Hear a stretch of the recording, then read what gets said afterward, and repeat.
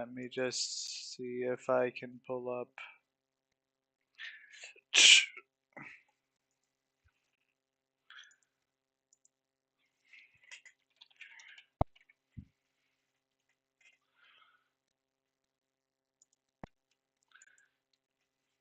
I'm going to now pull everything up that I haven't pulled up yet.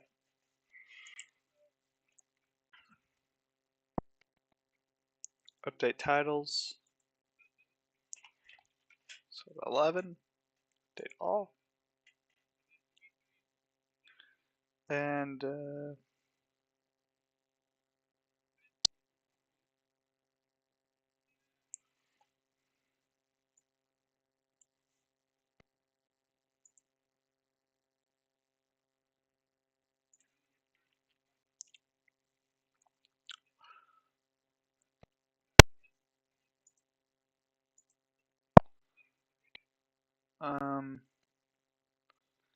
see if I can figure out how to.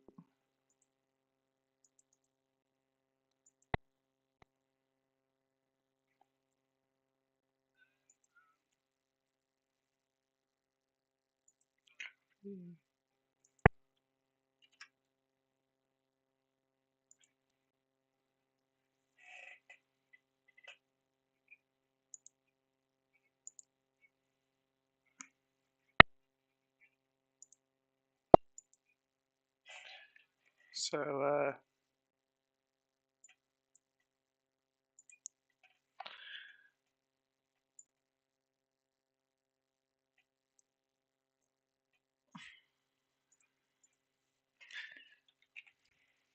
I pull up the campaign book and then I'm ready.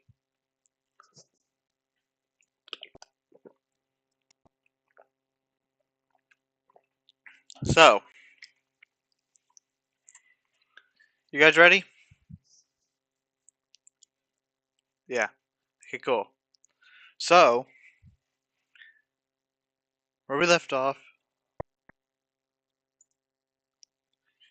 you had just defeated Venom Fang. Congratulations, you killed Venom Fang.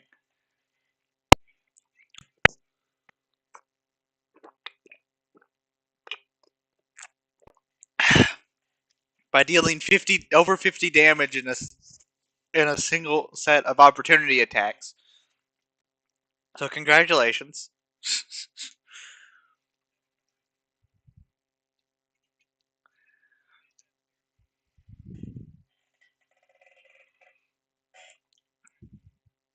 And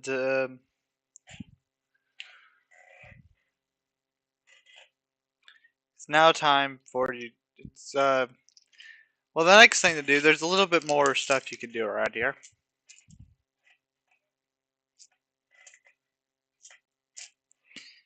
Okay, I forgot you hadn't done that yet. So in the dragon's lair, you find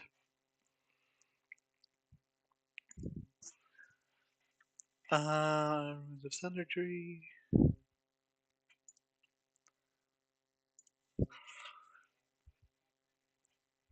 You find an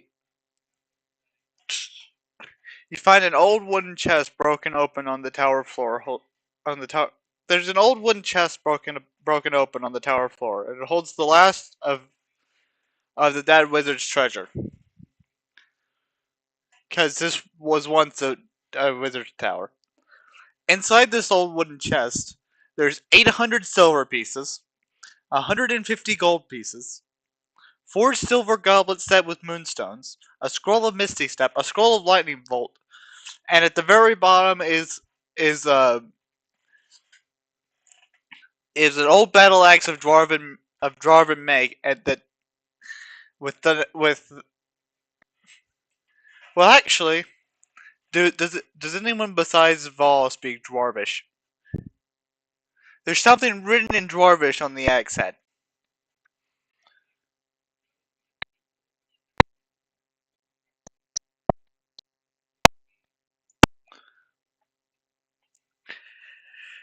It reads Hugh. It's probably the name of the axe. Yes, you do. I didn't want to do it for you, but you do have enough XP to level up. Okay, so the axe's name is Hugh. Hew. It looks rusty, but that's misleading. Before you do I have identify? Probably not, because I don't think I can learn identify. I can't tell you what it does. I can just tell you that the name of the axe is Hugh.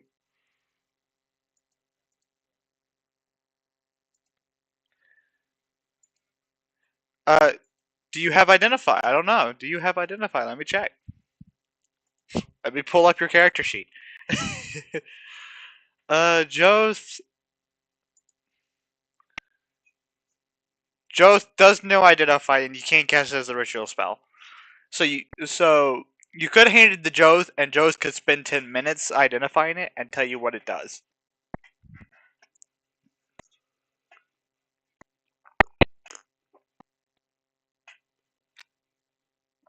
Yep. Um. So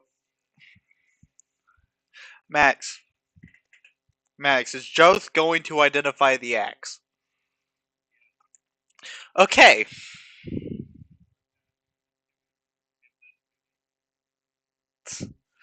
I assume that's what Ortash wants. Yeah.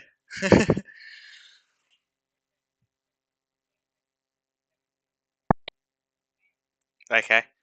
So, Max, Hugh is a +1 battle axe that deals maximum damage when the wielder hits a plant, creature, or an object made of wood.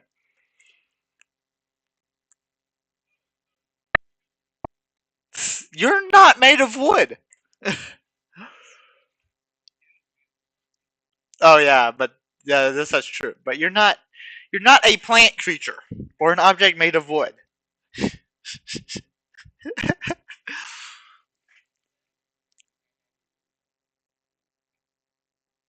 No, it's going to stay named Hugh because it's a magic weapon.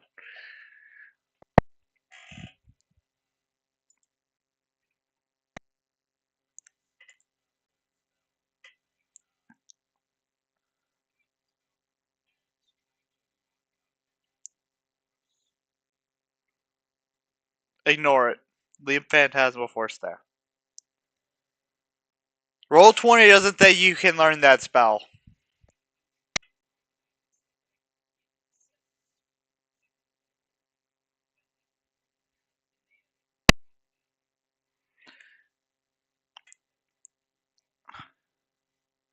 Uh, just continue doing what you're doing, and I will copy the text for Phantasmal Force. Oh, you're in.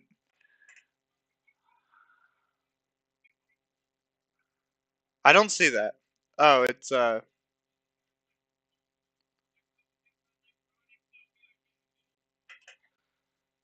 um. You get one more cantrip.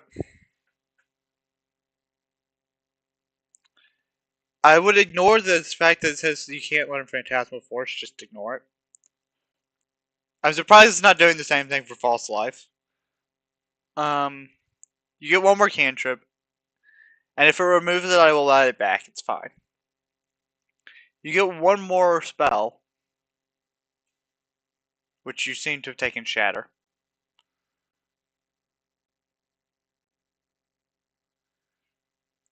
So just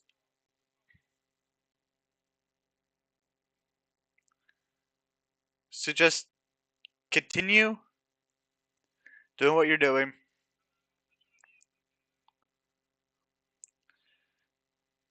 and yeah, if it removes Phantasmal Force, I'll add it back. It's fine. Not a big deal.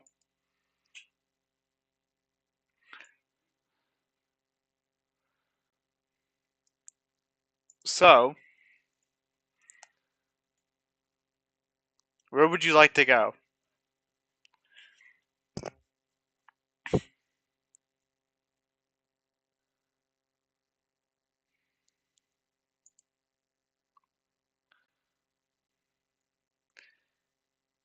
Hey Jackson, let's try to get your character sheet working again. uh,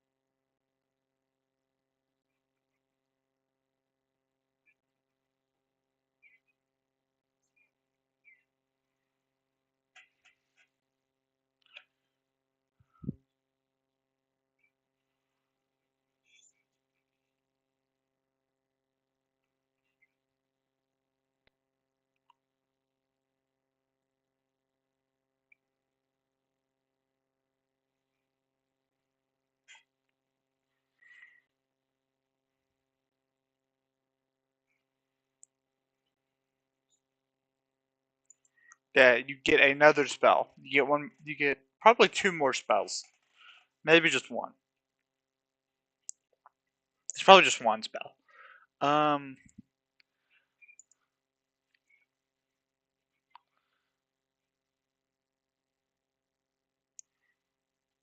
it is frustrating that this is not.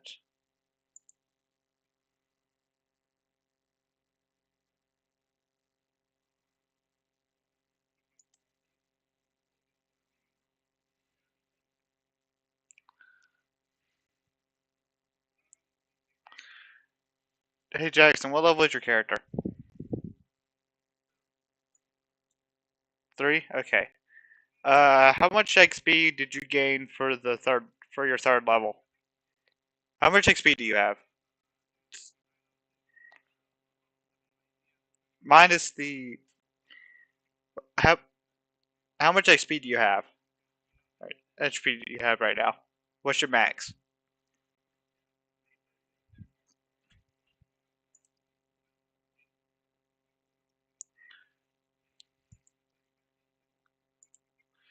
You have how much XP?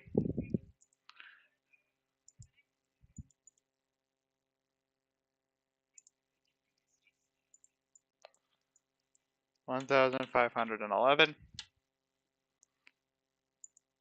And what's your max HP right now?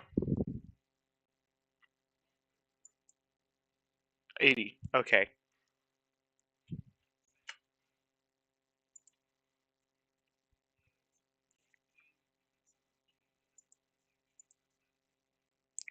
Walking is a separate thing entirely.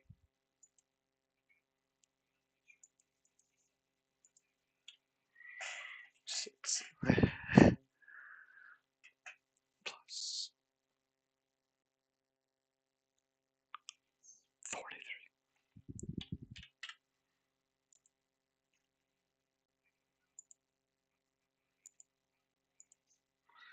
43. What oath did you take? No, I'm talking to Jackson. What oath did you take, Jackson?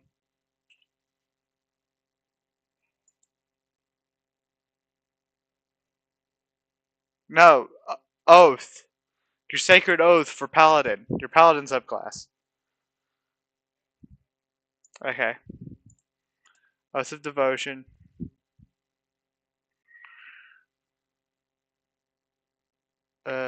Features. is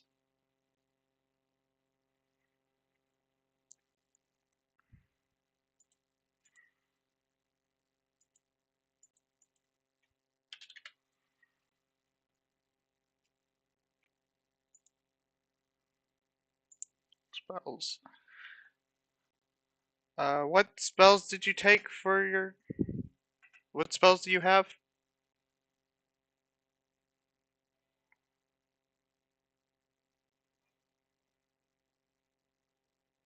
That's not a spell.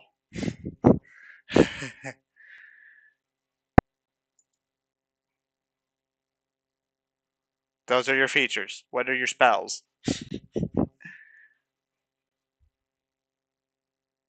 No. Okay, you have a spells tab. Okay, Hellish Rebuke. I do not see Hellish Rebuke, annoyingly. You should have another, I think. You know, you only have one. Okay.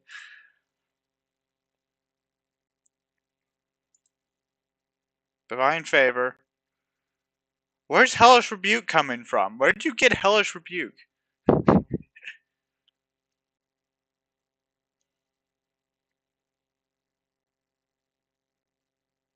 Okay.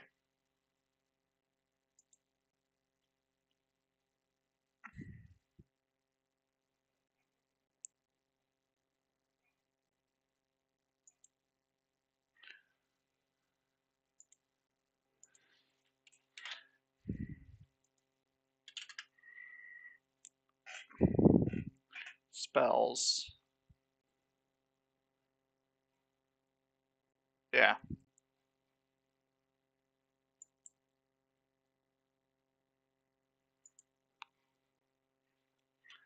Hellish Rebuke. Let me go and copy it from someone else. Okay. That's not a bad idea.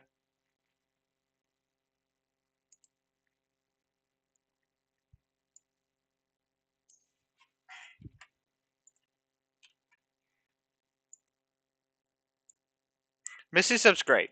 It's a really good spell. Evocation takes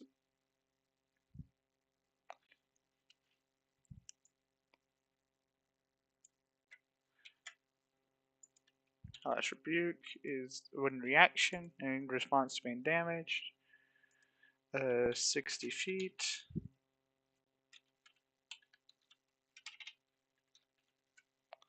Target.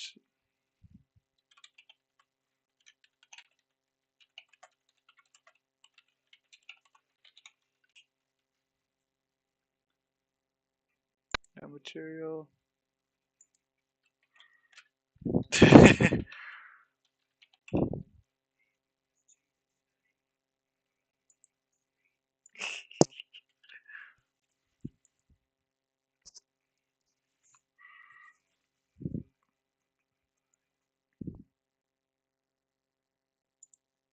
Attack. Spell attack is none because it just hits. 2d10 fire. Don't add ability mod. And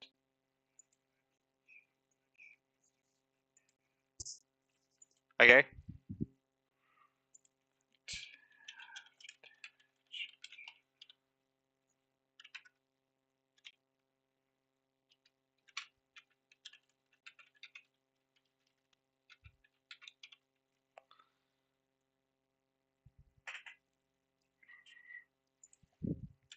We cast it's another additional 1d10.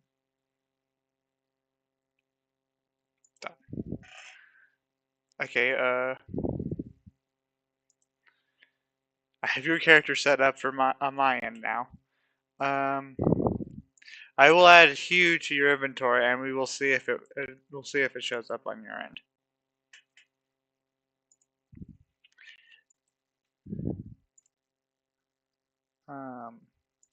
Move that.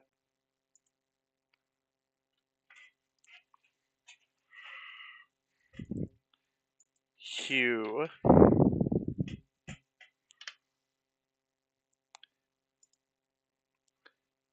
as an attack.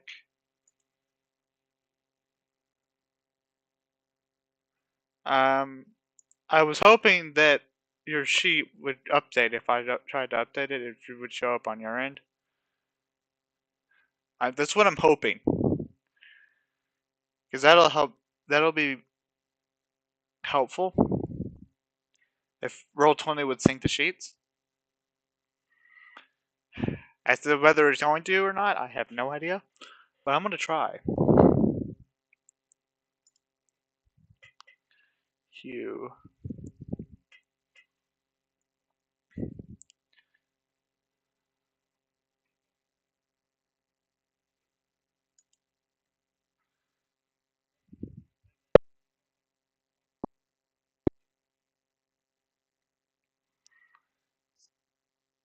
Uh,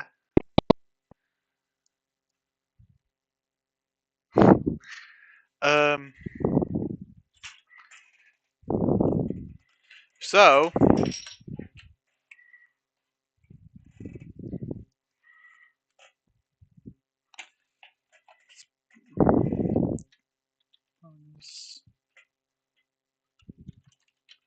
magic.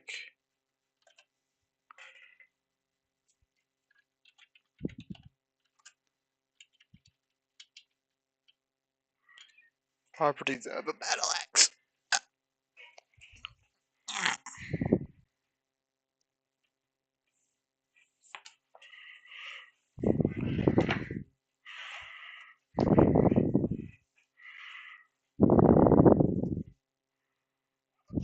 Um,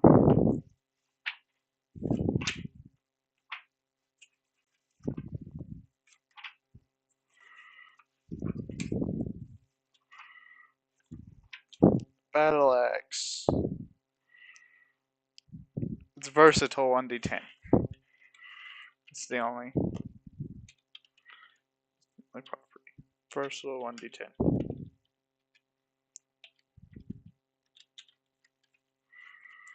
Well, that's +1.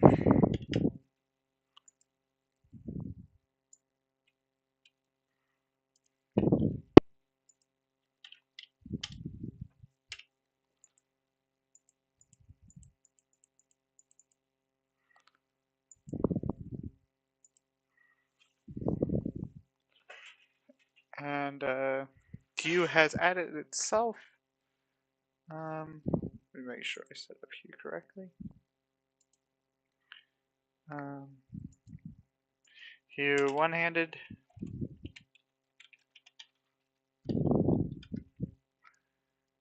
Attack is strength.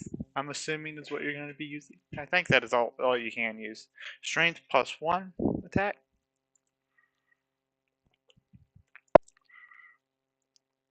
No, it's strength. It's your strength modifier +1 because it's a +1 battle axe.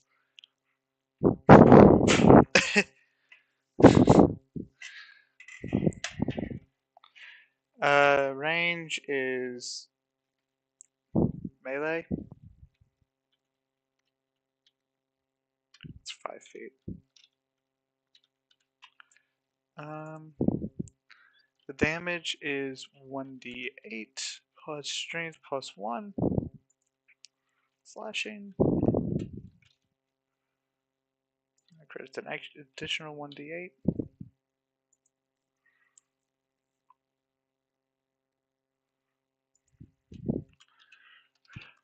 Maxed on plant creatures. And objects made of wood.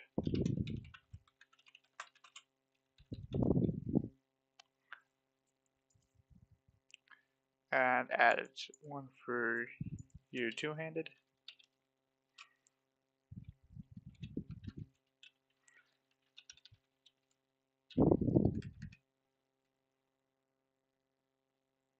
Strength +1. Range melee.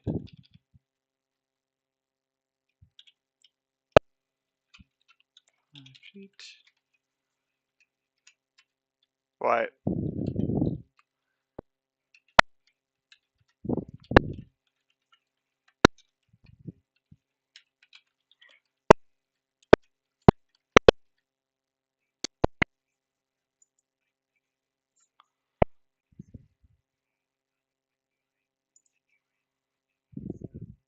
No idea.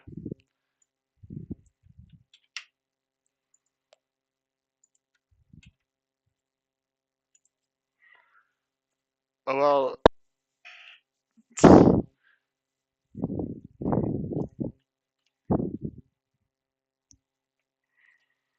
I stretched the rules slightly because it was cool.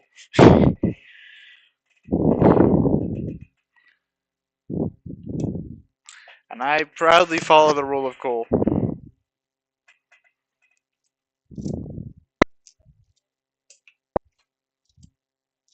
Where you watched the stream, right? You watched the stream back though?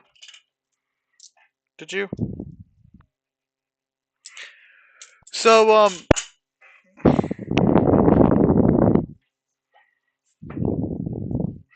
so Ortash used his first use of time stop.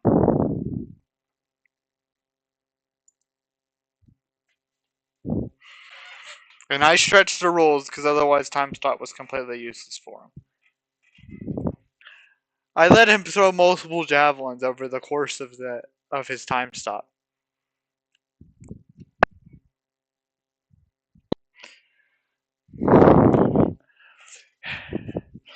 I let him bend the rules a bit because it was cool. Basically,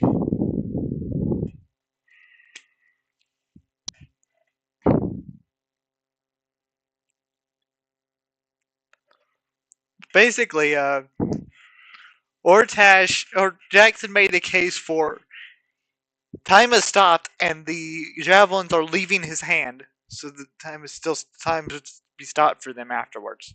Was his case.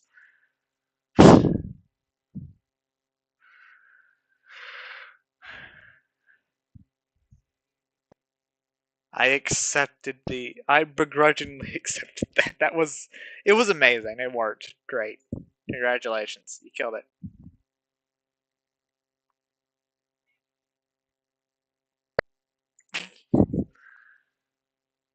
This is Ortash. Spirit is HP.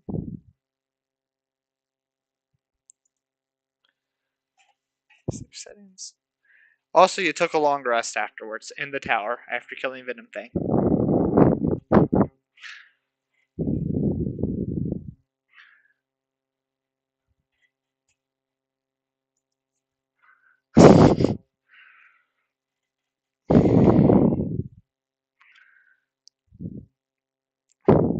Here, because I'm feeling generous.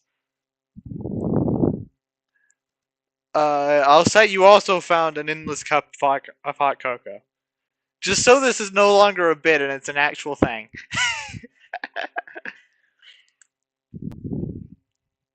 You didn't really have it.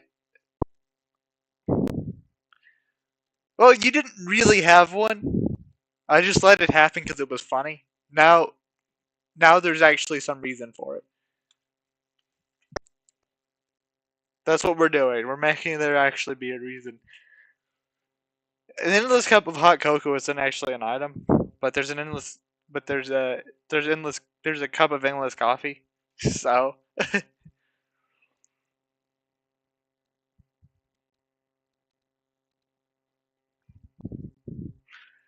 now you have one for real. Now what do you do now?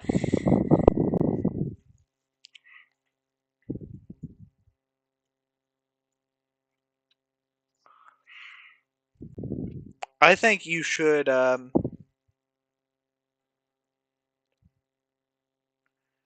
think you should head south along the path. Head to about here. Head to this building because you haven't been in that building yet. I'll assume Ortash goes in front because Ortash is the paladin.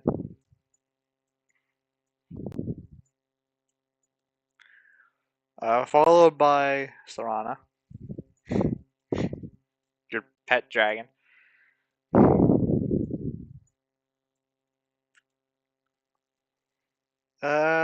Let's put Joth next.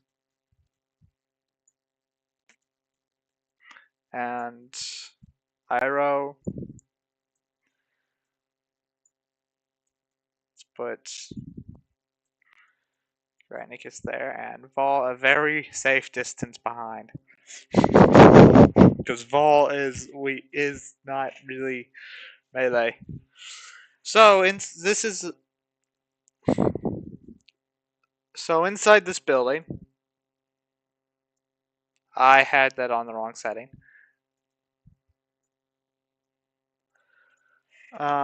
There is This ruined shop is cluttered with sagging storage shelves and broken furniture. Shards of glass and pieces of pottery glint in the weeds and rubble next to rotted books and casts.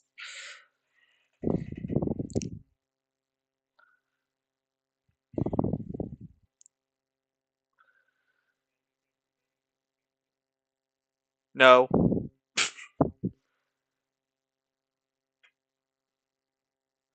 Okay. So make a perception check. I want Ortash to make a perception check since Ortash is the one looking. Vol will help.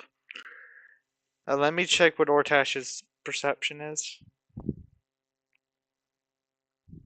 Ortash has a +2. I believe Vol has higher than that.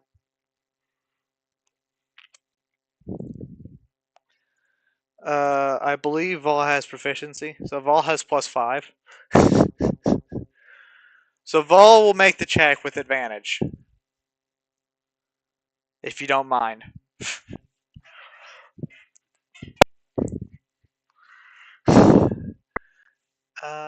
Perception.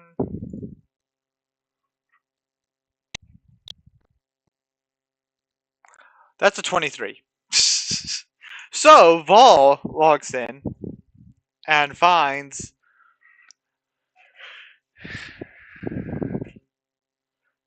a it finds a compartment beneath the storage shelves, and inside that compartment is a case.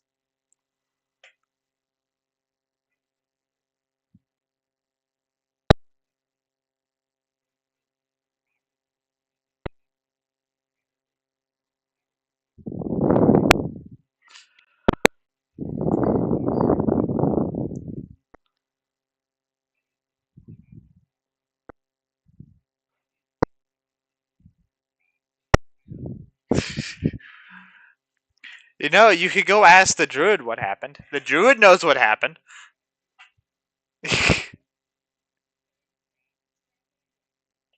You didn't ask. You gotta go ask the druid. The druid will tell you.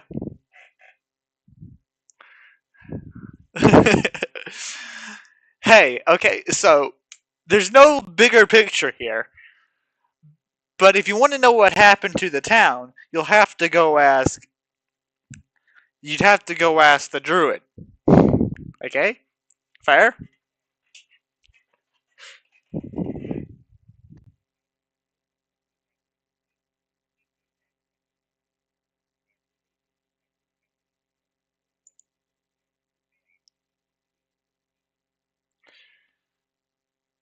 Take some part of the dragon? Is that what you're saying? You have his head! So? It's in the bag of holding, isn't it? So just show him the head.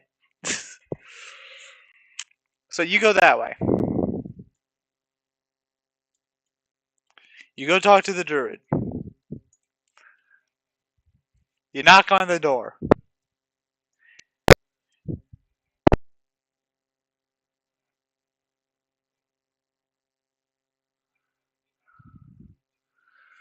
Well, first off, his name is Radoth. I believe that's right. Yeah, Radoth. He lets you in, and he notices that you do have, and if you show him the head, and yeah, he's like, okay, cool, you killed Venom Fang, good job. um,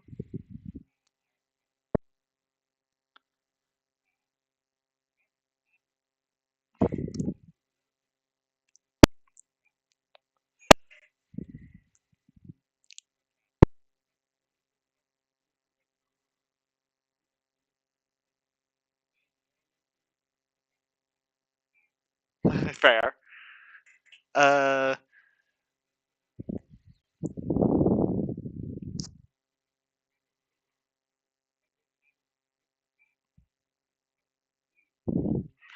Uh, okay, so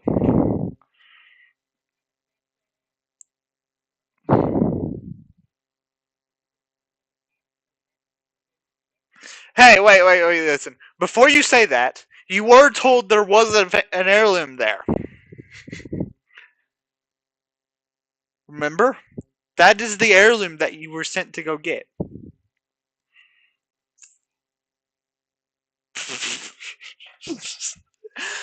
Now, so,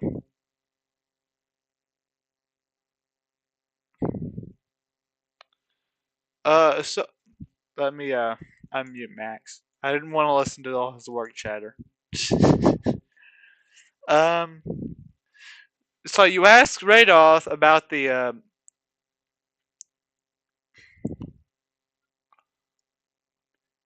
if you ask you asked Radoff about this. Radoff tells you that Thunder Tree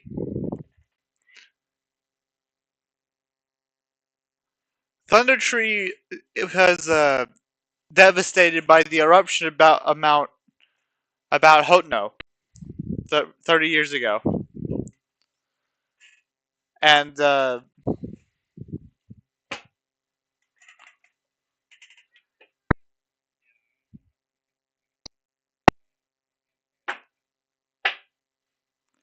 so he tells you that,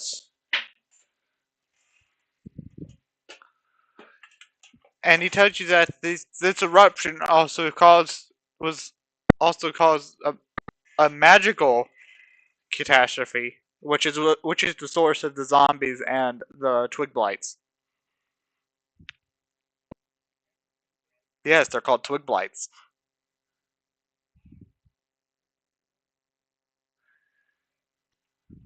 Yeah, they're called twig blights. Um. Oh yeah. Inside the case, by the way, was a gold necklace with a fine emerald pendant. The case itself is worthless. Do you go back over?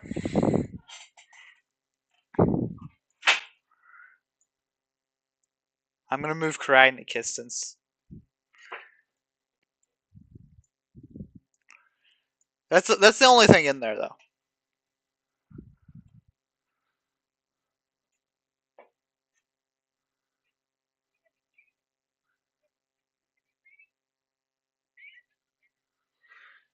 Which way do you go?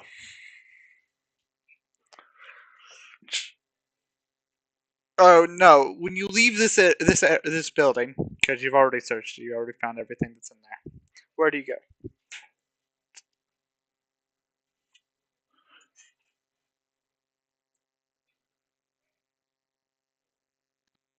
No, don't give. No, he didn't send you to get the heirloom. Myrna and Vandalin, who you saved from the Red Brands, asked you to go get the heirloom.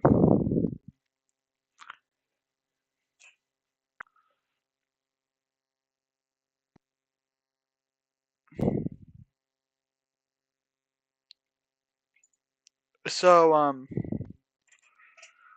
so do you go? You have two options here. You can either go north, or you can go southeast from where you are.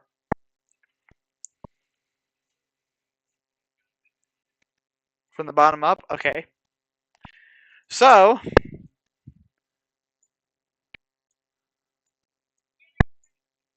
let me move literally everyone. So,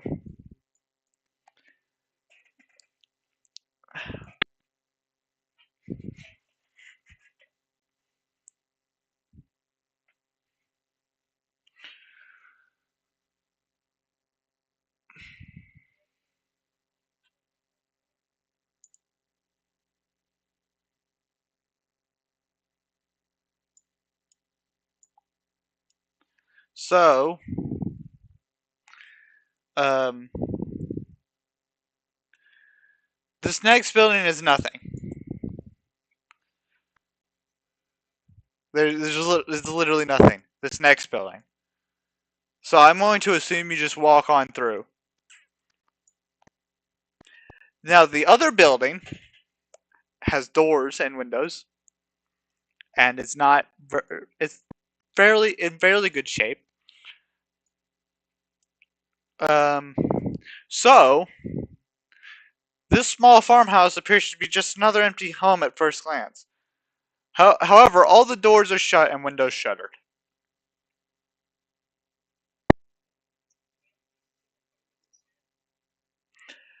So there are 6 human cultists hiding in the house.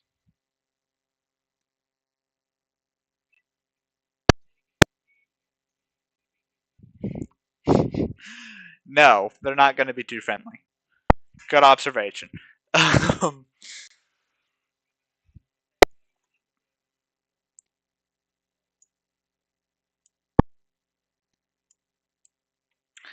I mean, they're not really talking right now.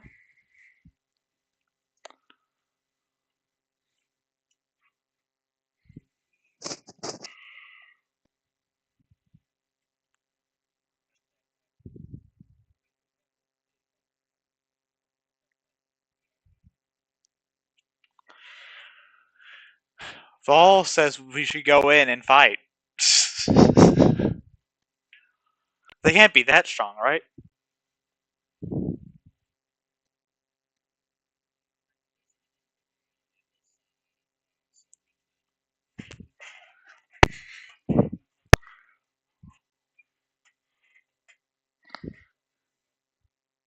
So,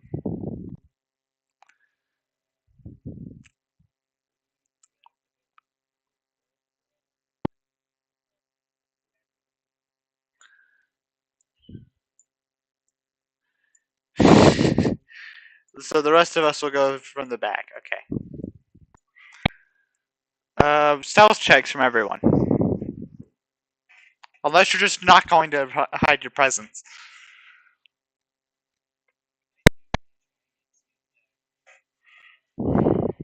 Surprise attack. Um. Well, let me throw the cultist on.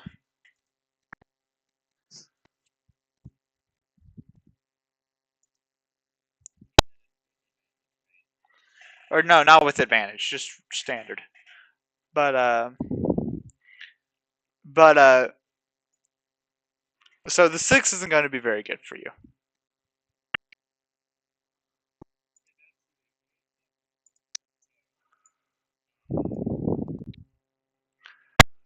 Don't mind the giant picture of the cultist.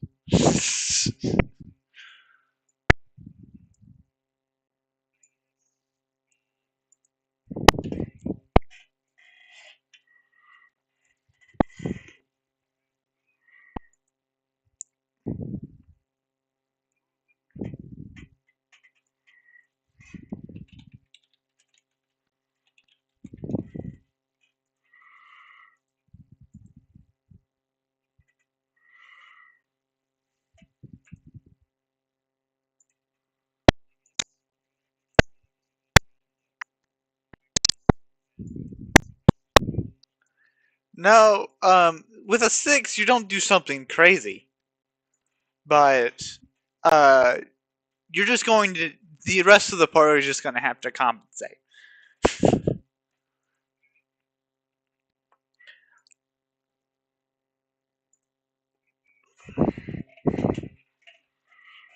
So,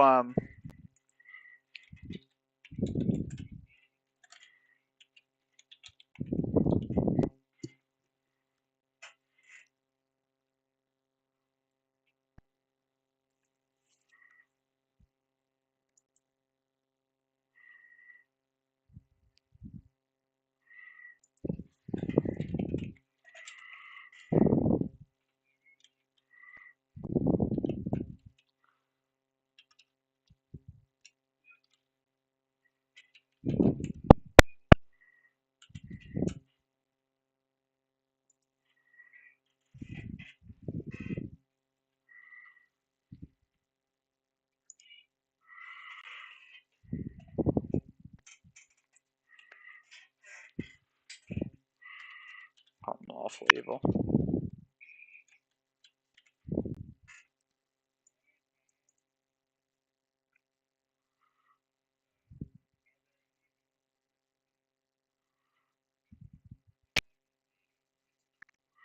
Probably. I would assume that you still have mage armor up.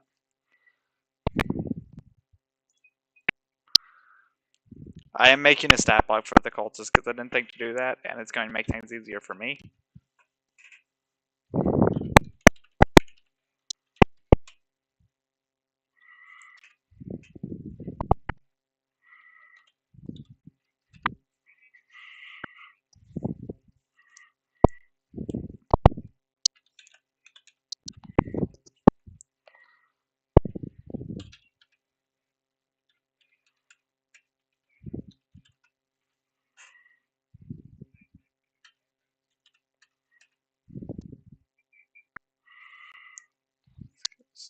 Deception +2 and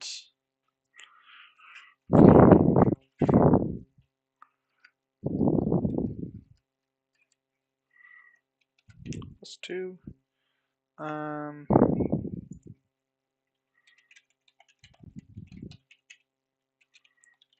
Perception 10. Common.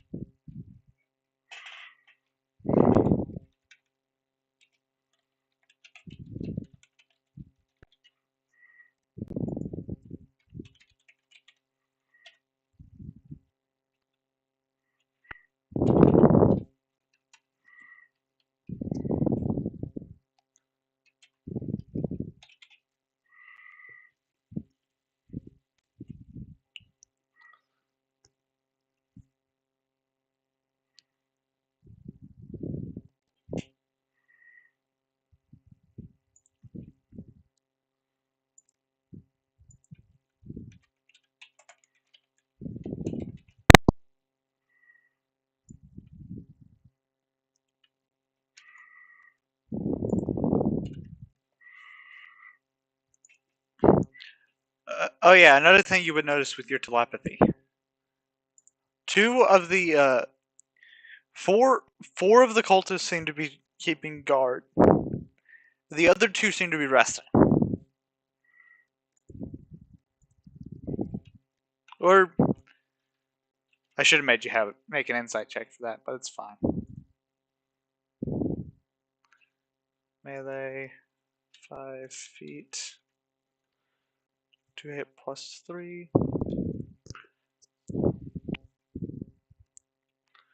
One creature.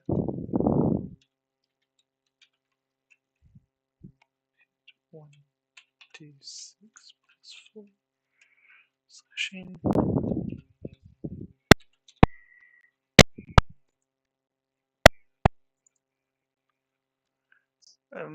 No. I'll say you just know where they are. I mean, I'll say you could gauge pretty well.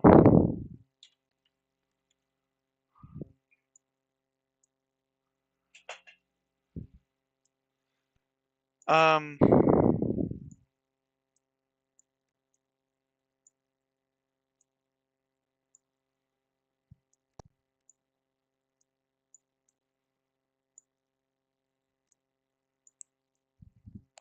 Okay, so let me make a stealth check for Vol and for Joth, and Jackson, if you could roll me a d20.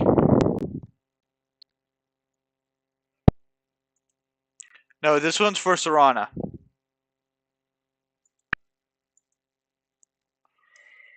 I got a roll for Joth and Vol and Iro. Okay, I'll.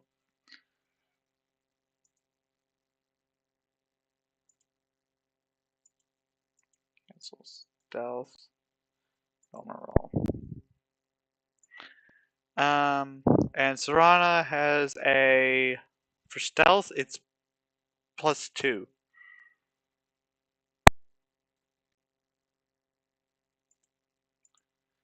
Yeah. So, Iro got a 21.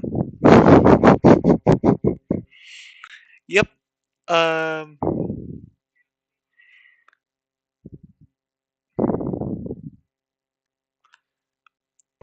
Vol did not do nearly as well.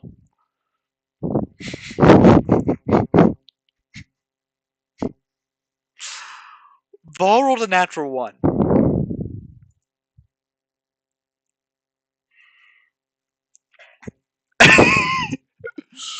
So for the group that's coming in from behind, we got a 6, a natural 1, and a 21.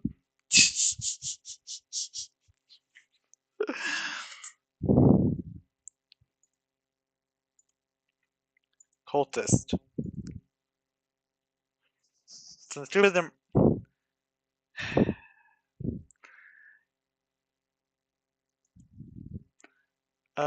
This would be just a straight wisdom check. So let's make another. Oh yeah. So for the back, all 4 of them notice you.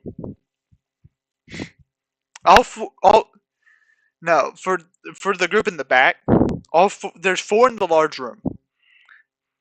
All 4 of the ones in the large room know the group from the back is coming.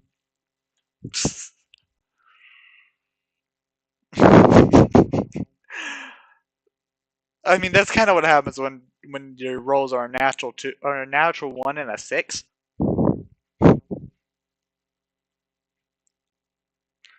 Uh,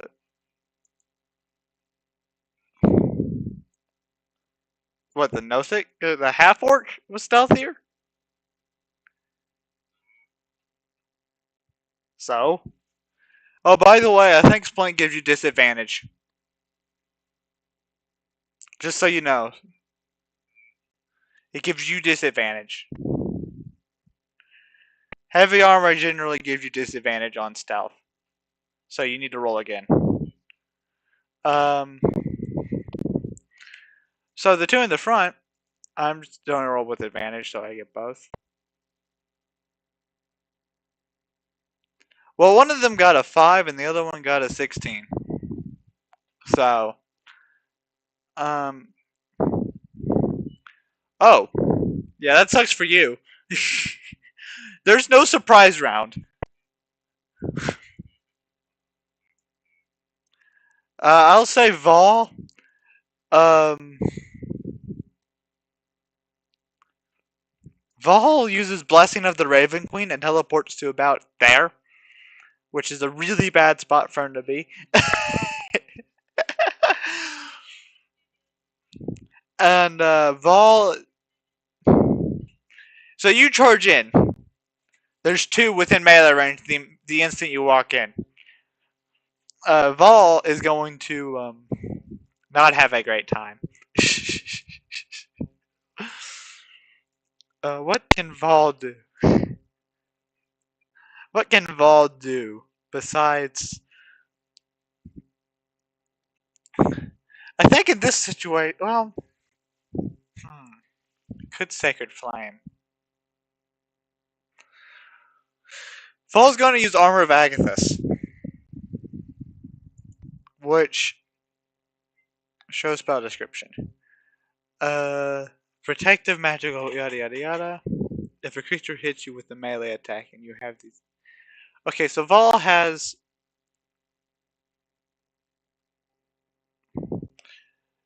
Vol has 10 temporary hit points. Or no. Vol has 15 temporary hit points.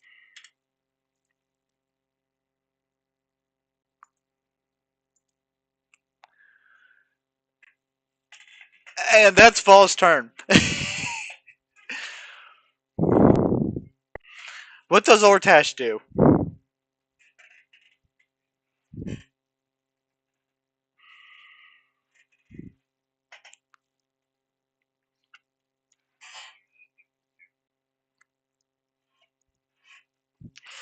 Or roll initiative. Let's all roll initiative. Everyone rolls initiative. Including all of the cultists. So, since Dragon Cultist. And this is an HP bar.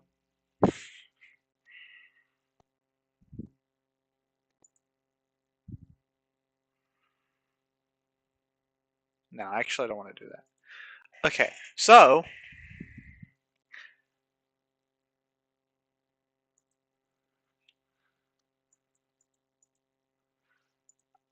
let me roll for the cultist.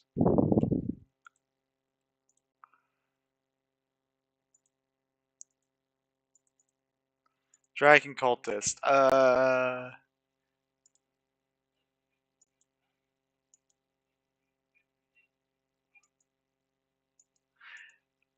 Okay, listen. These cultists go around and they forge alliances with powerful dragons. You just killed one of the dragons they were trying to make an alliance with.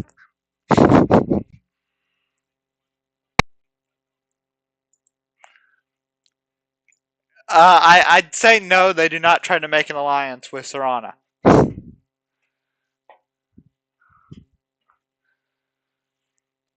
But, let me pull up the turn tracker. Dragon cultist got 16. What did everyone roll? You rolled an 8. So let me just, add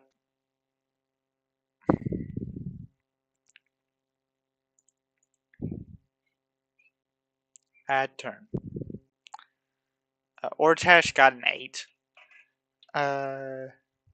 Granicus got a 10. I'll have to rearrange this afterwards.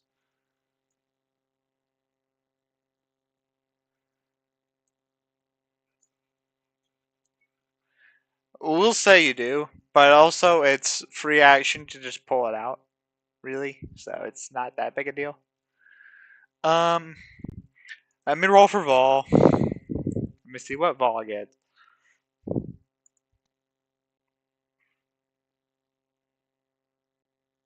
Vol got a 10.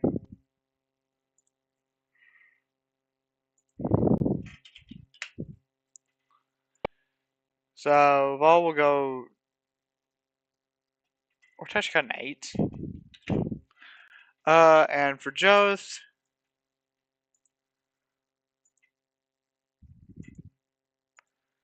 open character.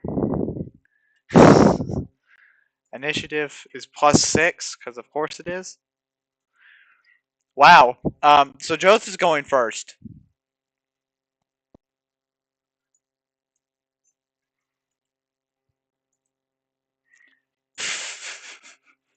Joth is just going first. Initiative for Iroh is a 6. And Iroh's going last this time. So, what Joth is going to do is.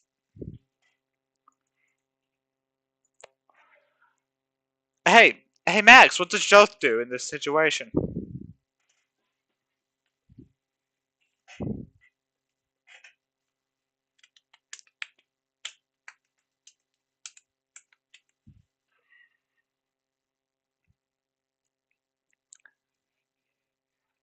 Max?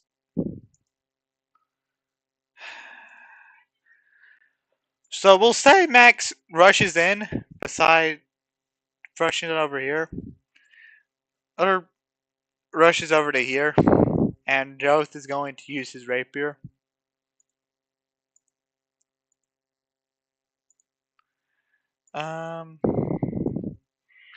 So he's going to use his rapier on the one in the top corner.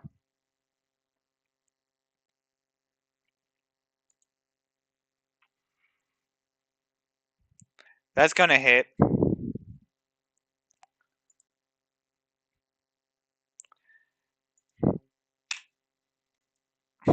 Okay. I removed the cultist because I have multiple on the cult.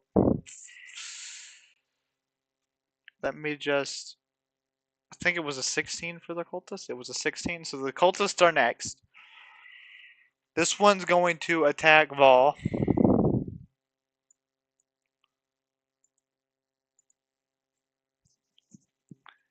So Dragon Cultist. Let me pull up Paul's sheet as well.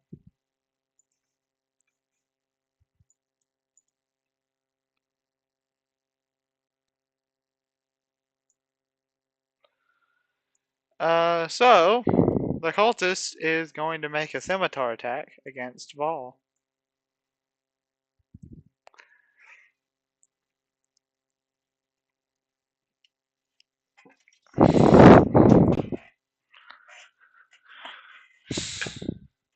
And missed somehow, and somehow managed to miss. Lucky me.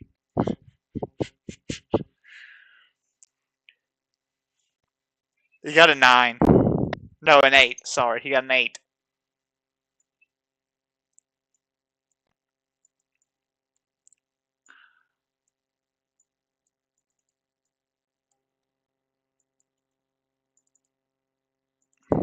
Oh, cool. I didn't know I could do that. That's amazing. It's very helpful. I just learned something about the Roll20 stuff. So the next one is going to...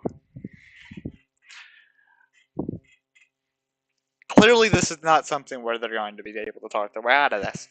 So, the other one in the small room is going to attack Joth, naturally. And hit. And, which would be 6. Joth is going to take 6 damage.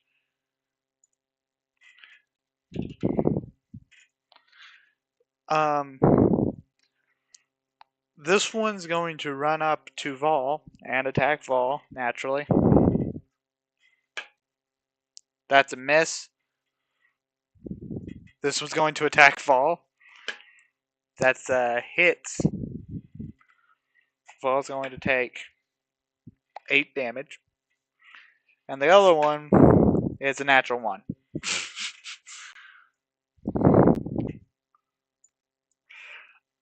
So, Vol takes 8 damage.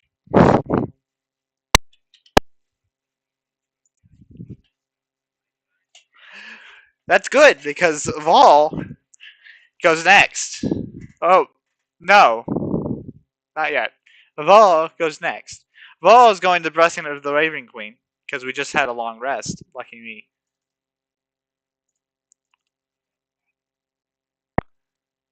I cast it once, but I get it twice.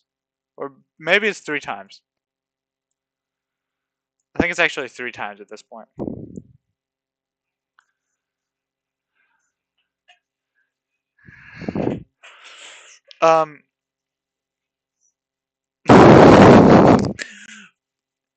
Vol has... Vol can use the trait a number of times equal to his proficiency bonus, which is 3. So I've used it twice. Or Vol's actually going to teleport to here.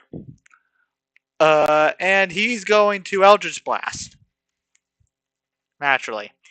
He's going to Eldritch Blast, hopefully 2 of them.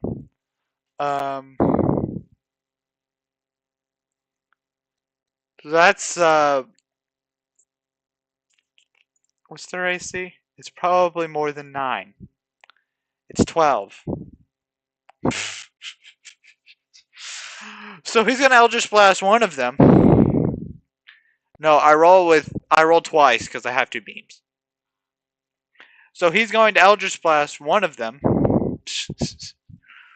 We'll say it's this one in the back.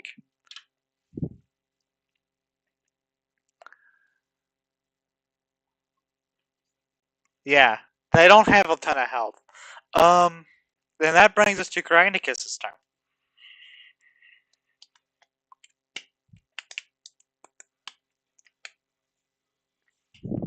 Okay.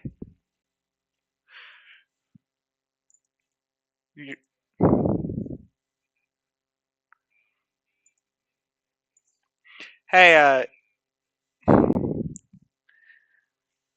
can you send the spell card for me? Just right quick.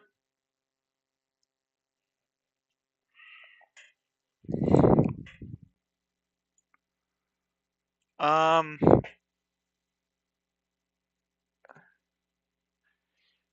a point of your choice within range.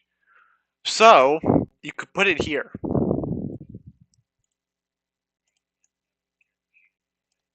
You can put it here. And I believe that would be a 10-foot radius. That a 10-foot radius from here would hit all 4 of the remaining cultists.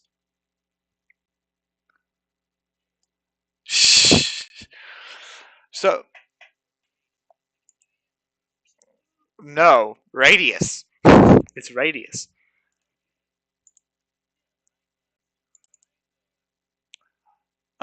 And so they all make dex saves, or is it con saves? It's a con save. That's even better. It's even worse. Good. Um, I'm gonna normal roll submit. Normal roll submit. Normal roll submit. Normal roll submit. There you go. That's what they all got. So 2 of them succeed and 2 of them fail. You cast it at 2nd level automatically. So go ahead and roll 3d8 for me.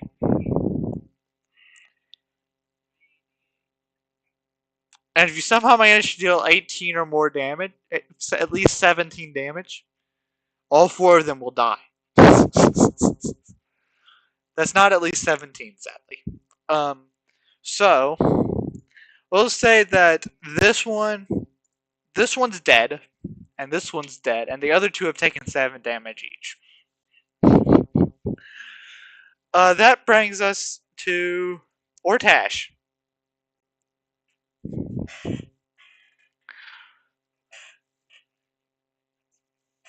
You swinging Hugh?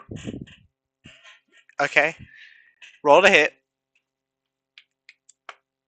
Your bonus is +5.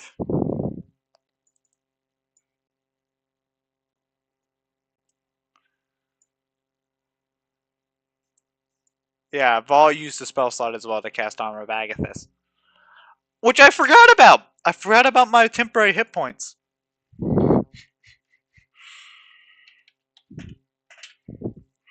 This one's dead. 7 does not hit. I did forget about my Armor of Agathis. So actually, most of them were already dead.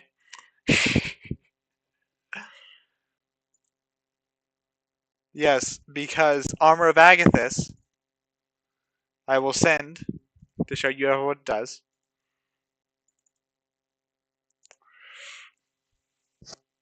Basically, so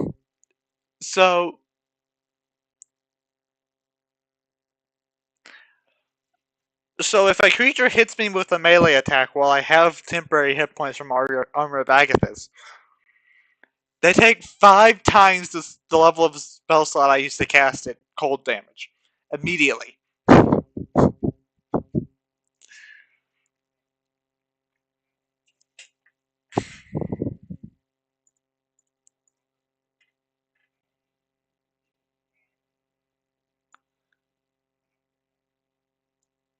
With Fire Breath.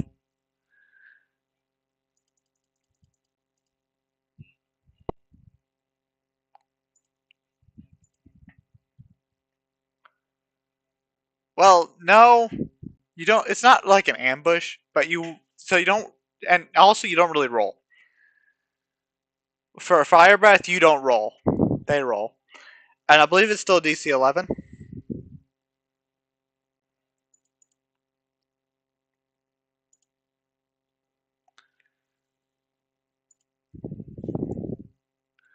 That's a 16, so that will be a success. It'll probably kill them anyways. Go ahead and roll your 46, I believe.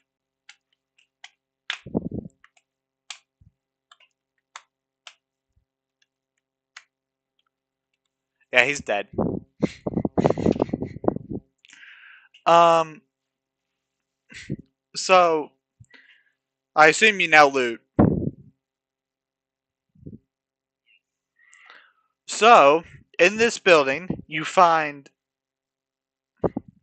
a small coffer containing 3 diamonds worth 100 gold pieces each, which Vol will promptly take in case someone dies.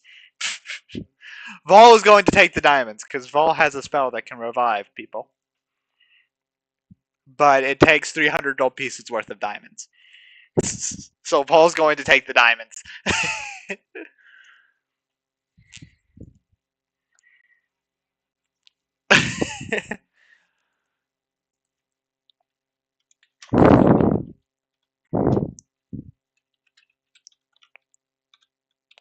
100 GP diamond, 3. That's going to Vol's stuff, because Vol will get them, because Vol needs it to help the party. um, and one of the cultists has a potion of flying and a stoppered vial around his neck. Oh, and you each get 30 XP.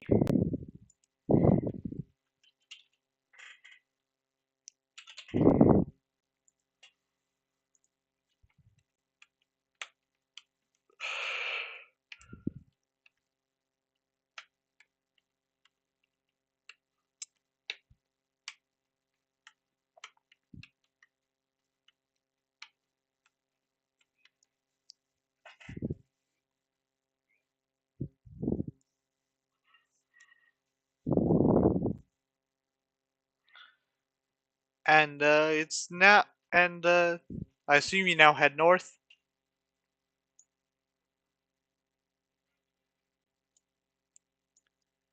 Well, there's a few buildings on your way to the town square, which I'm going to assume you enter and loot.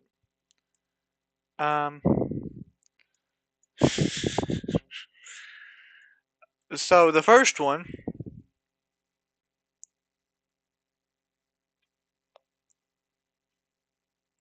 I gotta check to see which one this is. Yeah, that's what I thought. So the first one is, so at this first building, heaps of wreckage litter the interior of this ruin. Um, in one corner stands a broken loom. So each person needs to make a perception check if you enter.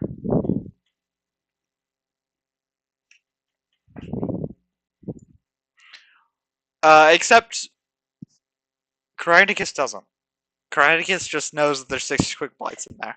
I assume you tell them that there's 6 quick blights in there.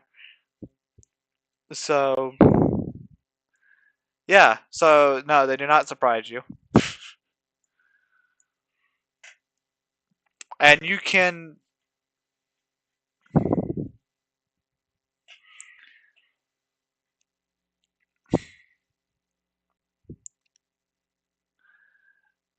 If you enter, the twig blights will attack you. But if you would like to roll initiative and enter and attack them, whoever enters first is going to cause initiative to be rolled.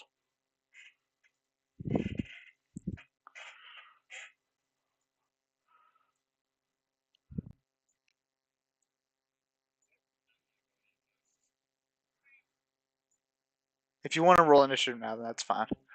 I gotta put all the twig blights in this room.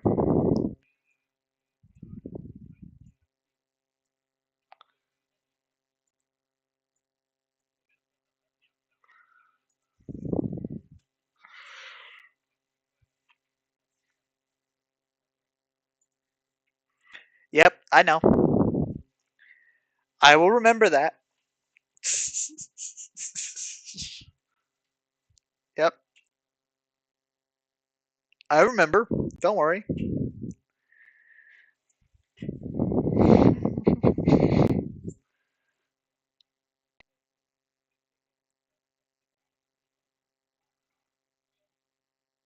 You can kill any one of them with one hit.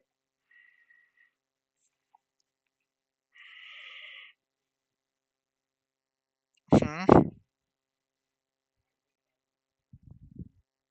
That's not a thing. Um,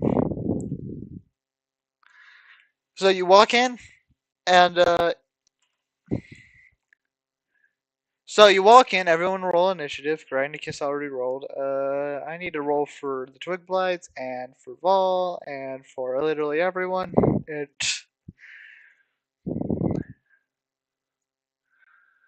And for I need to roll for Vol and Joth and Iroh.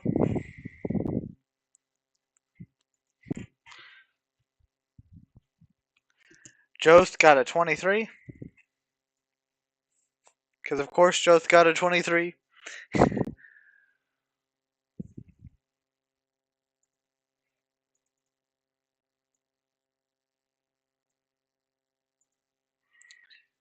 You got a 4?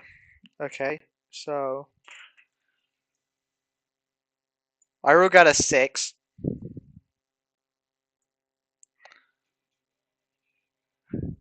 Vol got a 16. I don't know what you're talking about.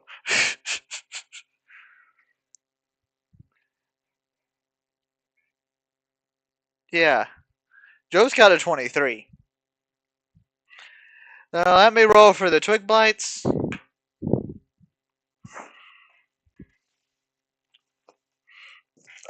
I don't remember what the bonus is.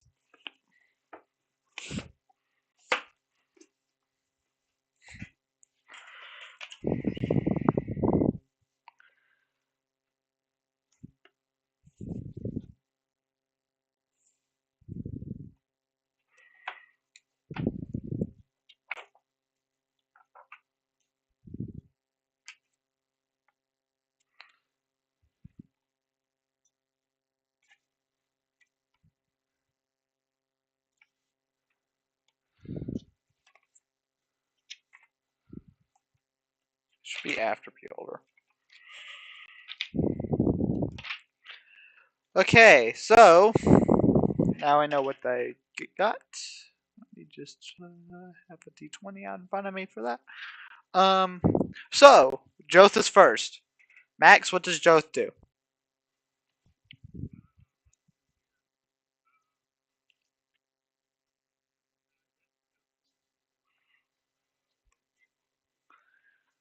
So you rush in and attack with the rapier. Roll to hit. Yeah. I forgot. Uh, roll to hit with the rapier. You got a 14, which hits, and he's dead.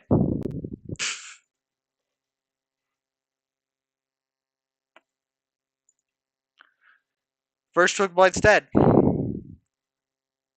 what I wanted to do. Oops, I just closed my roll 20. All my roll 20 stuff.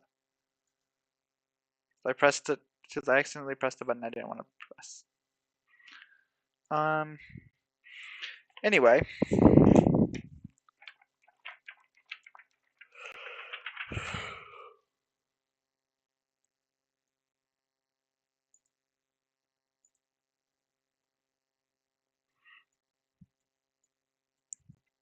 So the first one's dead.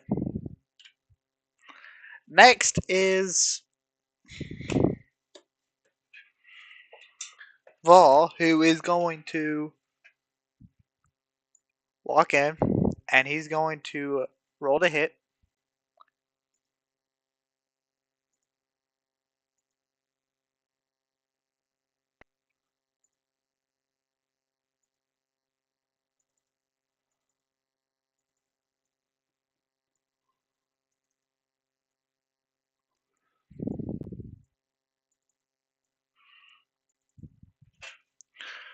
Let me just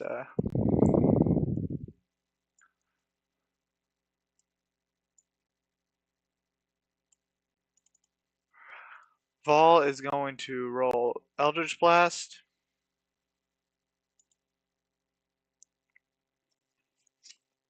And miss both times. So, that brings us to the Twig Blights. This Twig Blight's going to rush over to Joth.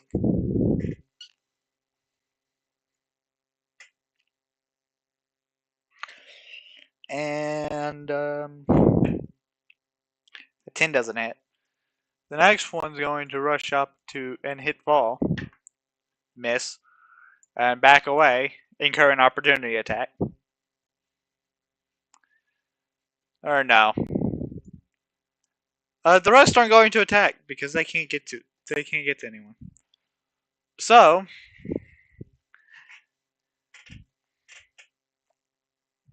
next is Iroh.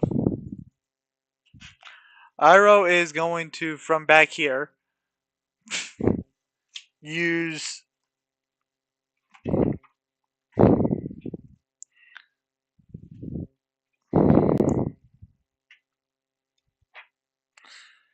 Rotting Gaze. Finally!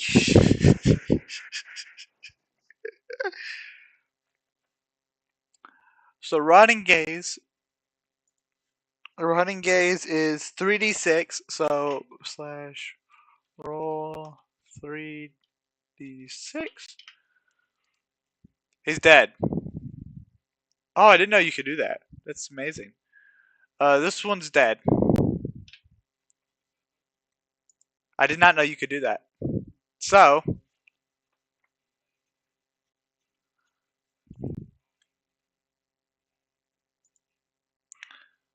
line circle. Interesting. Yep. Okay, I assume that's what you're doing then. Okay. Shatter is a con save, right?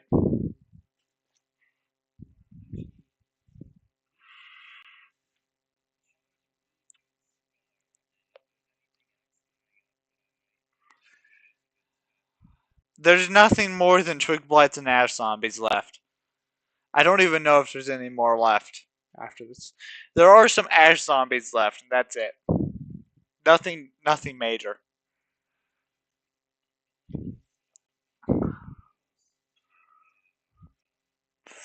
Small point, you might actually want to wait on that. Because I believe the Ash Zombies... No, they're not. Never mind. Go ahead, do it. Never mind. I'm wrong.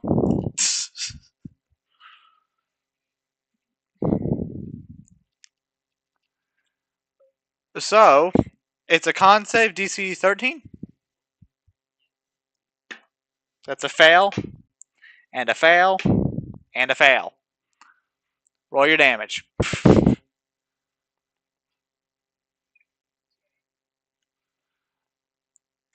Yeah, they're all dead.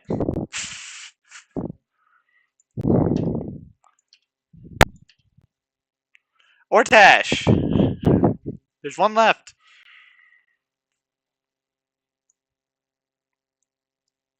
Okay. Roll to hit. It's a d20 plus 5.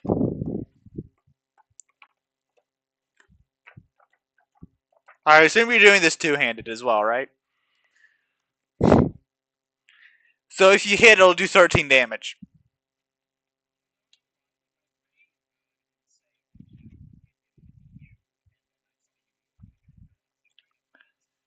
I moved the wrong character. I moved the wrong character. Yeah, you hit. It's dead. You dealt over three times its maximum its hit points. Congratulations.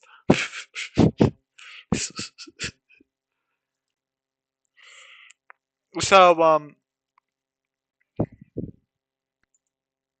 this next building doesn't have anything in it. If I could use the right version of Fog Tool, if I could use Fog Tool correctly, that'd be great. These other two buildings don't have anything in them, I don't think. So I'll just remove the fog. So you move. I assume you just look around first, and there aren't any. There isn't any loot in this building.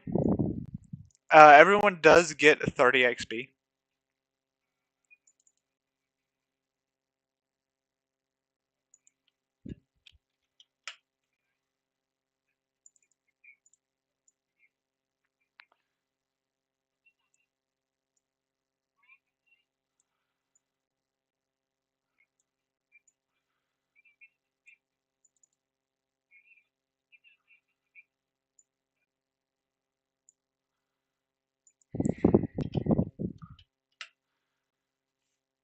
Oh yeah, Max, your character can level up. Got to mention that. From this last fight, you got 30, and from the previous fight, you also got 30 each. They're not very strong. There's only like they're on the each of these enemies are 1/8 CR. They're not strong. Um, I assume you now head up to the town square.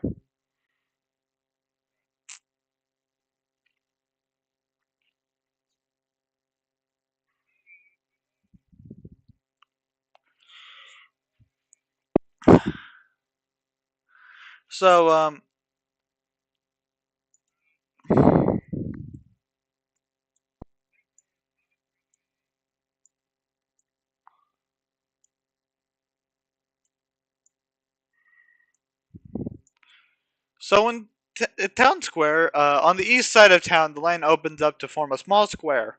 Several ruined buildings surround the south side of the square, but a larger intact structure to the north looks like a barracks.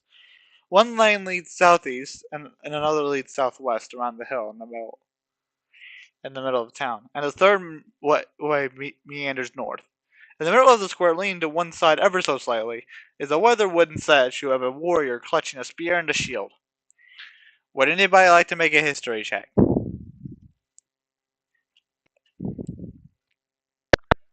Okay, make a history check. Val will also make a history check.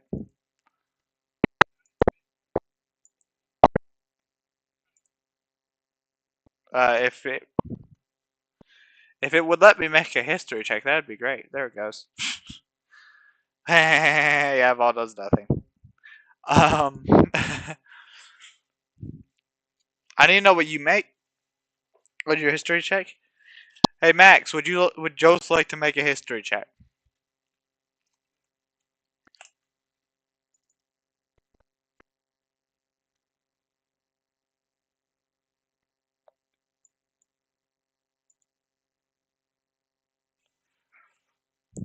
Um, Joth did not succeed on the history check.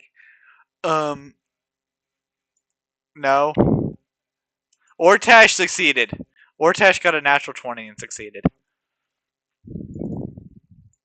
So the statue in the middle, the statue is a depicts an old hero of Neverwinter named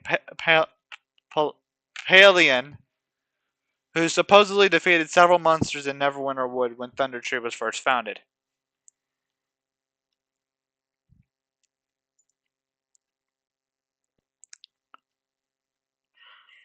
There's no loot in the town square. There's one building that you haven't yet explored that could have something in it.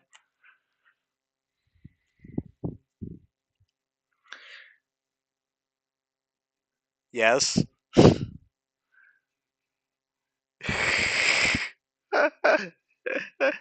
You didn't know that?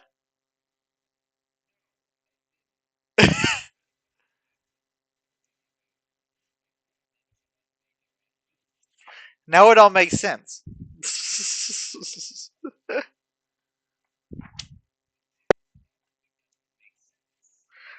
Fair. So, you gonna go to the next area? Just this one last area?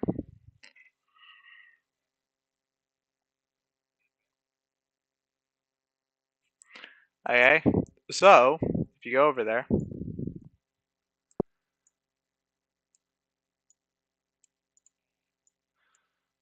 with Ortash in front, I'm assuming. So, you know, Tyrannicus, that there are 5 ash zombies in here.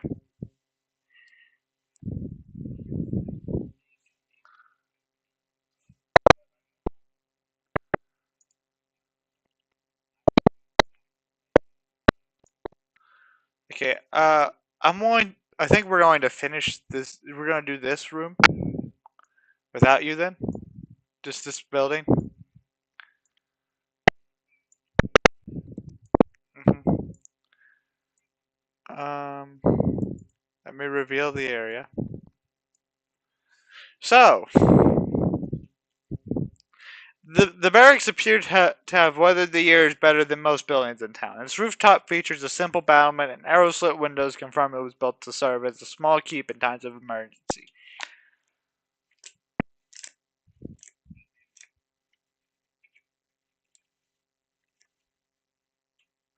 Would you like to go in and attack and fight the zombies?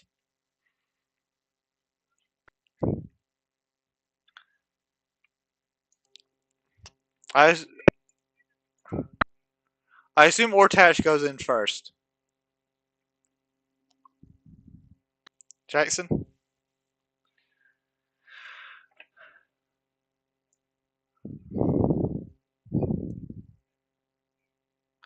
Okay. I'll say you go here.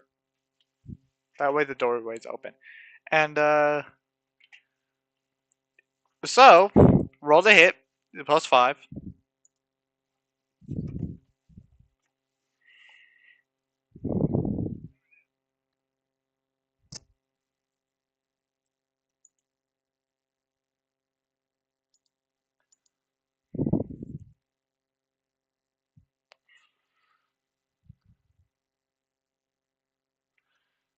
So a natural 20.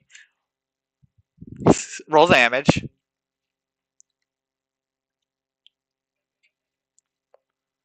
It would be a critical, so you're going to roll 2d10 and add 3. Or you're going to roll a d10 plus 3 and then you're going to add 10. That's what we're going to do.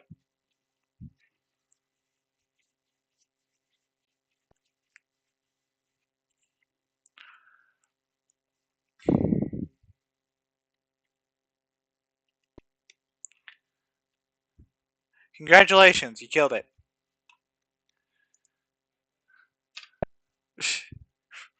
And we will now roll initiative, starting with Ortash. But let me roll for Joth. Joth is going to probably get really high initiative because naturally. Oh, Joth only rolled a 9. That means Joth got a 15. No, that means you still got a 15.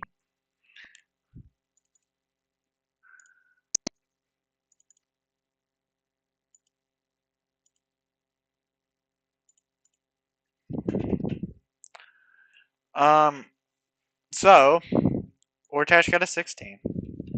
Cool. Vol got a 7. Iroh got a 9. So Iroh's gonna go before Vol. Uh, Let me pull up Caractacus.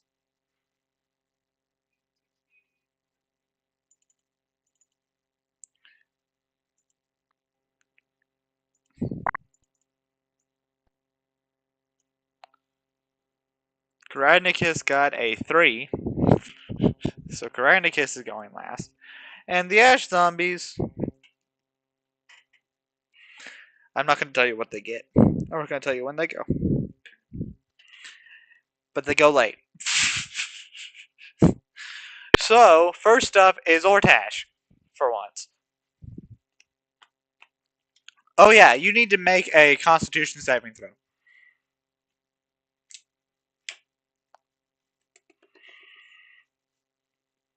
I need Ortash to make a Constitution saving throw.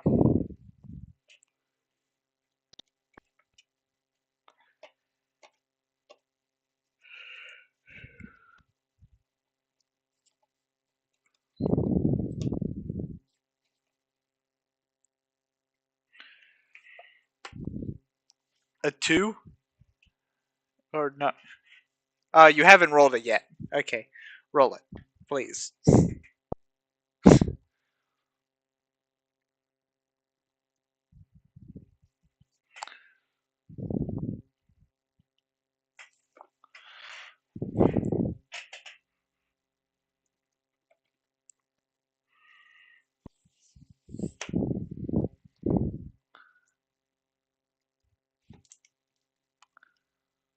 Okay, you succeeded. Nothing happens. It's your turn.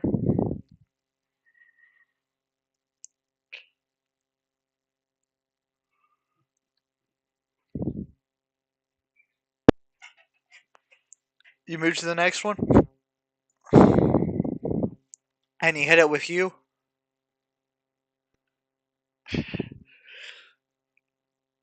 Okay.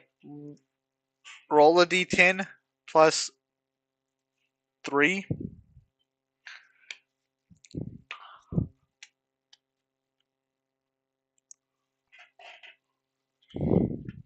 Okay, it's taking 5 damage.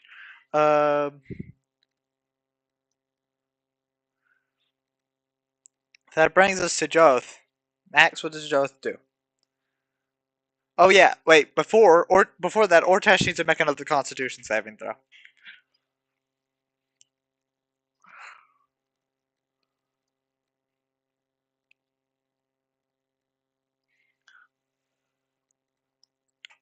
Just barely. Just barely succeeded. Now, Joth.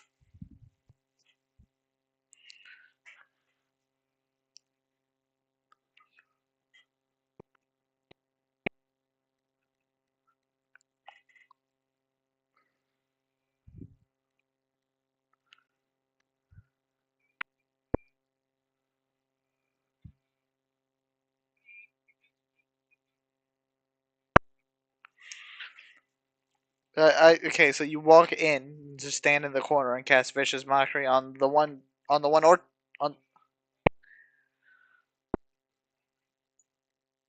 So you stand outside and you cast Vicious Mockery on the only one you can see. Vicious Mockery is.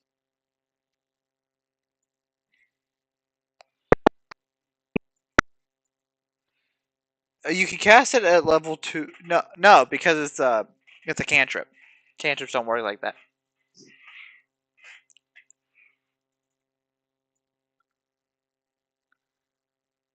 Also, your spells don't level up as you level up. You just have more spell slots, and you can cast spells at a higher level. Warlocks get very limited spell slots, but their spells are at the highest level spell slot they can cast.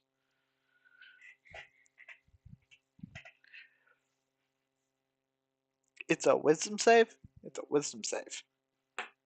That's a failure. So the one you can see takes 3 damage. And moving on to Iroh. Iroh is going to rush in and attack that one with multi-attack.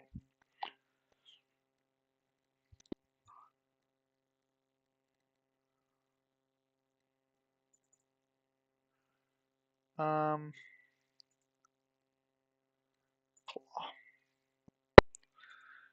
so it makes 2 claw attacks against the zombie.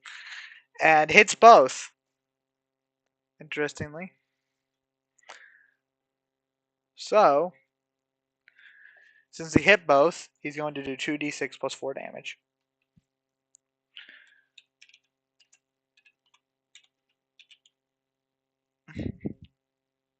Two d6 plus 6 damage, which is 12. So it's still not dead. And that brings us to Vol's turn. Vol is going to stand right here, and Vol's going to walk in. And he's going to cast Eldritch Blast on the one being at each zombie. So the first one's going to be the one to the north, and the other one's going to be the other one. And he's going to hit both. So the first Eldritch Blast is 13, and the second Eldritch Blast is 8. So this one's just obliterated. This one takes an additional 8. And now it's the zombie's turn.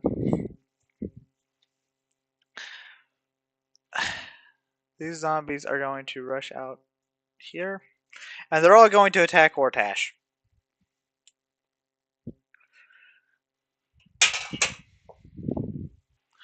Oh, I forgot to roll Undead Fortitude for the one. I need to roll Undead Fortitude for the one, because maybe he doesn't die.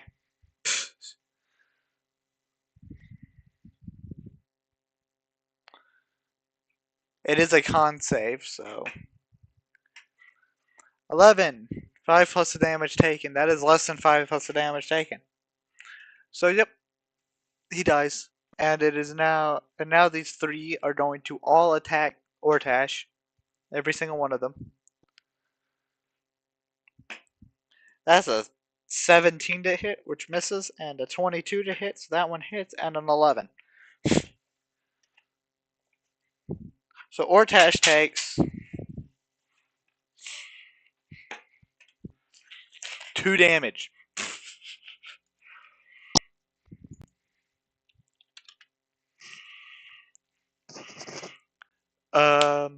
Oh wait, we forgot about Serana's turn. Jackson, you forgot to do Serana. Flies over to here and torches the place. No. Uh, she torches the place. Okay. Um. Okay. So dex save, right? That's a natural 1 for a -1 dex save. That's a 4. And that's a 9. They all take full damage. So I need you to roll damage. 46.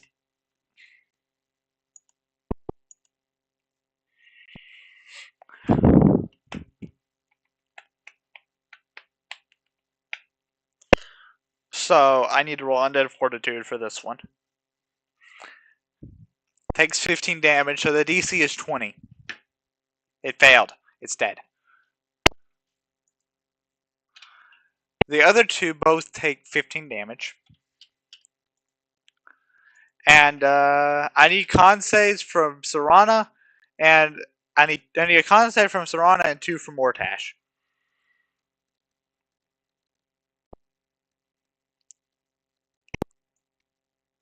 For this. It is +1. It's +3 saving throw.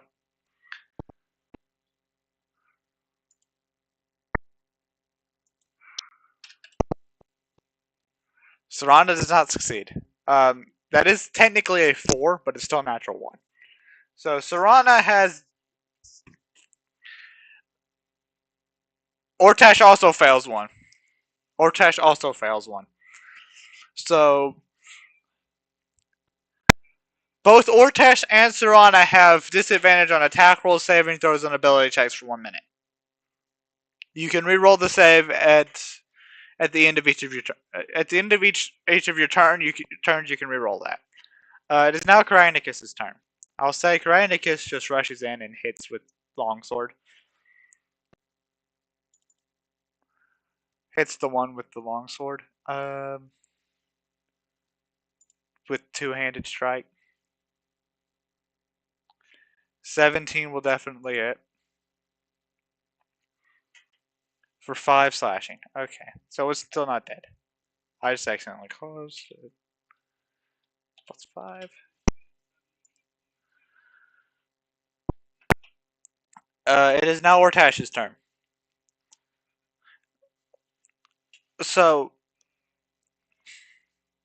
you have disadvantage on the attack roll. So 15 hits for 5 slashing? Or no, that's from Granicus. I'm looking at that.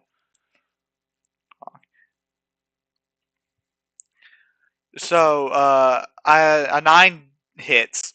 A 9 hits. They don't have a very high AC. So go ahead and roll your damage. It's 1d10 plus 3. Or I'm assuming you're attacking the one that... Which one are you attacking? Which one?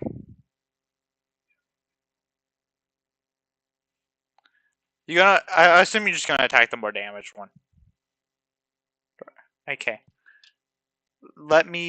You only dealt 7 damage, so it might actually succeed the con save. It only dropped on 1 hit point.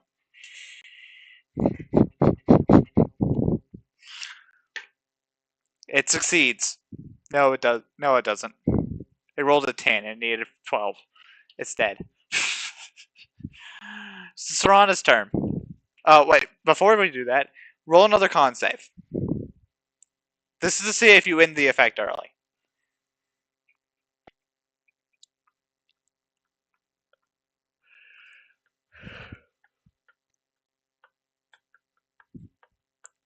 You do not end the effect early. It is now Serana's turn. Torch. You'll have to roll a d6. Roll a d6 at the start of the turn.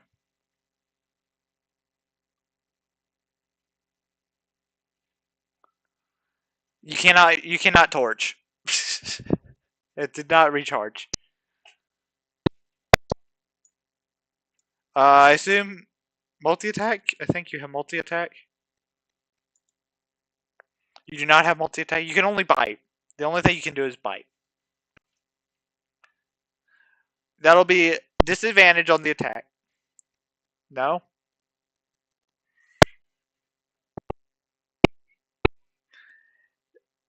No, it really isn't going to be that bad. It's going to be fine. Nothing's going to happen from Serana biting a dragon. Or biting a zombie. It is disadvantage because of the effect. That's a 4 plus 4, which just hits. It just hits. So roll a d10 plus 2. D10 plus 2.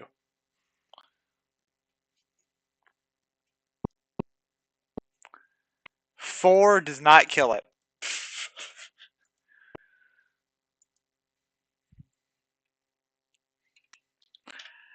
That brings us to Joth. Nice, what does Joth do? You use your rapier, okay. So you rush in, you had to get to there. Can you make it there? Hold up.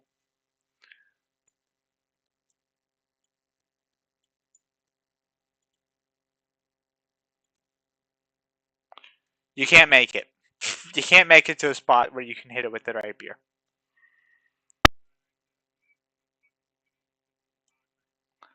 Okay. So Vicious Mockery. That is a wisdom save. I believe against the DC 15. So it fails.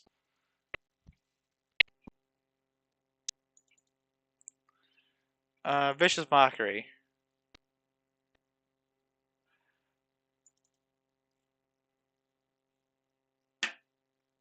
Yeah, it succeeded its save. It drops to 1 hit point.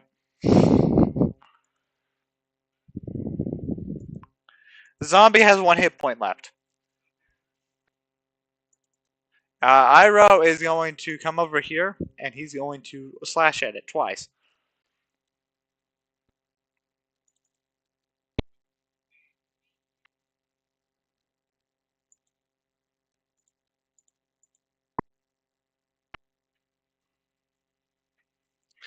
Both will hit. So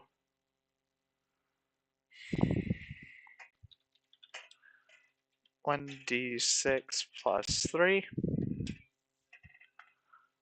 So that's 9. It fails. It's dead.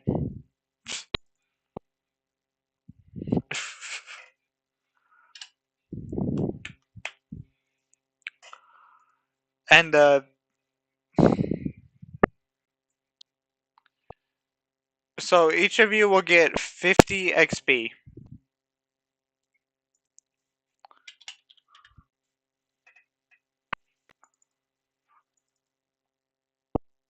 From this encounter.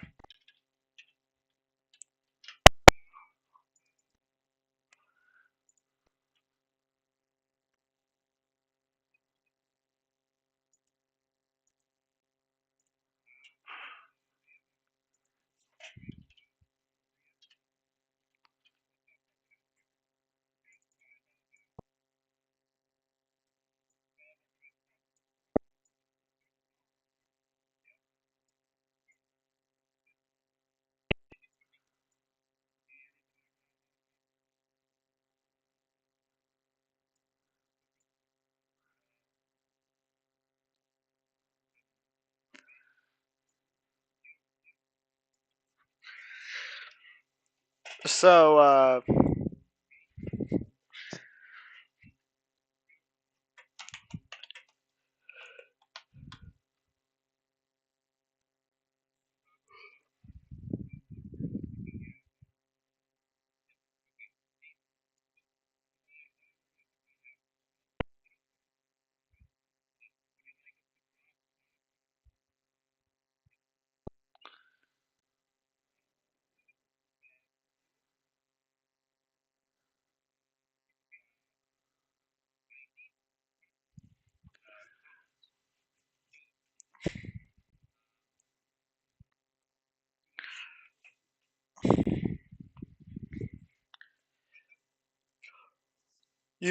you have now explored the entirety of Thunder Tree, all the ruins of Thunder Tree. You've explored all of it.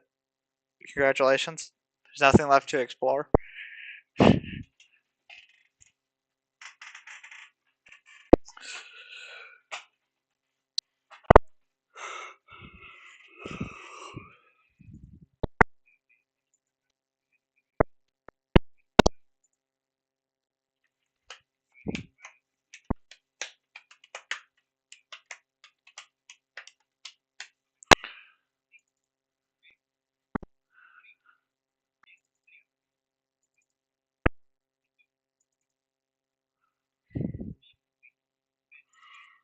I'm only short 900 XP from all leveling up to level 6.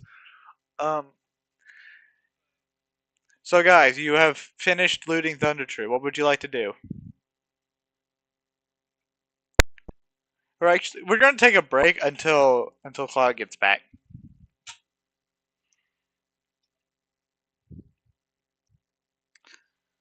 Okay? Y'all good with that?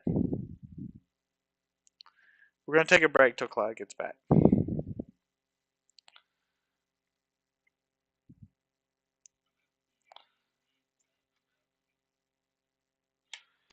I'm going to mute Max again.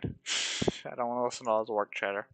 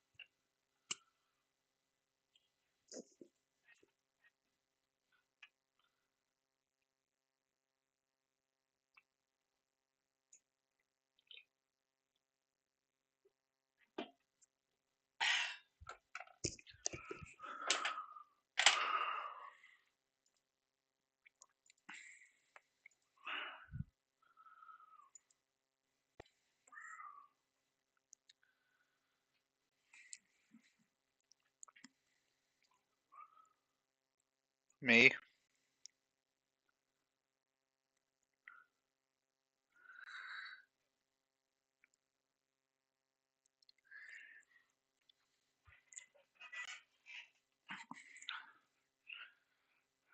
Once Cloud and Jackson are back, we can continue.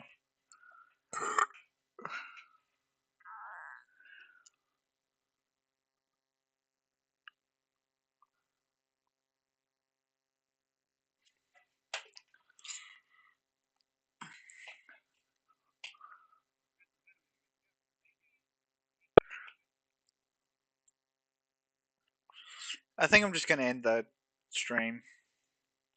I was gonna wait and do some more, but so we could do some more.